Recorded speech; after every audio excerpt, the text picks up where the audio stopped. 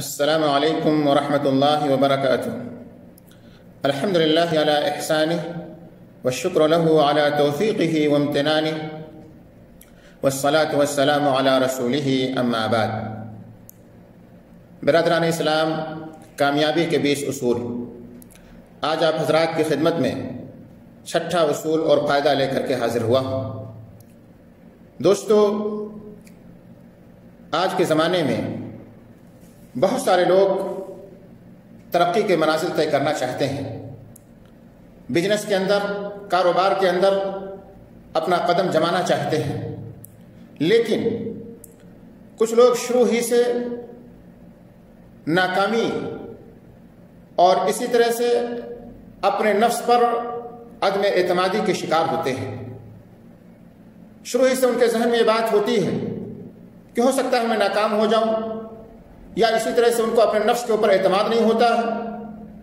جس کی وجہ سے کاروبار شروع کرتے ہیں اور کسی نے کوئی ایک لفظ کہہ دیا، یا اسی طرح سے کسی نے کوئی طنز کر دیا، یا معمولی سا کوئی جھٹکا لگا، فوراً اس کام سے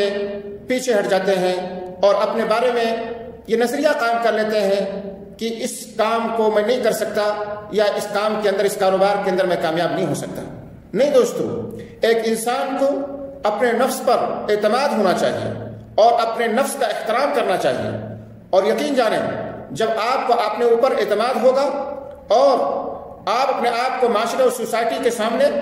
بہتر طریقے سے پیش کرنے کی کوشش کریں گے تو دوسروں کی نگاہوں میں بھی آپ کی قدر و قیمت ہوگی اور آپ کامیاب اور کامران ہوں گے۔ احنف ابن قیس رضی اللہ تعالیٰ عنہ کو کون نہیں جانتا؟ ذرا سوچیں کہ وہ چھوٹے قد کے تھے، اسی طرح سے ان کے پیر میں لنگڑا پن تھا، لنگڑے تھے، اور اسی طرح سے چہرے پر دونوں طرف بال بھی نہیں تھے، اور عرب کے اندر یہ چیزیں عیب میں شمار ہوتی تھی، لیکن اس کے باوجود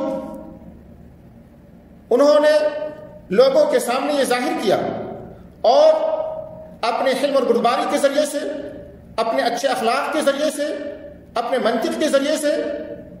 قوم کی سیادت کی ذمہ داری سنبھالی، یہاں تک کہ لوگوں کے اندر ضرب المثل ہو گیا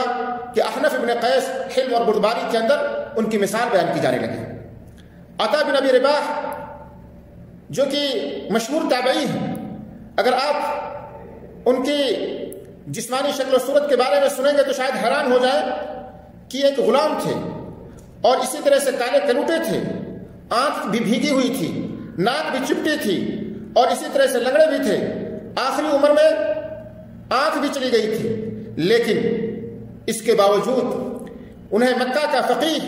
مکہ کے بہت بڑے عالم شمار کیا جاتا تھا، مکہ کے مفتی میں ان کا شمار ہوتا تھا، اور اللہ تعالیٰ نے ان کے ذریعے سے امت کو جو فائدہ پہنچایا ہے کہ آج بھی تاریخ کے اندر ان کے کارنامے موجود ہیں۔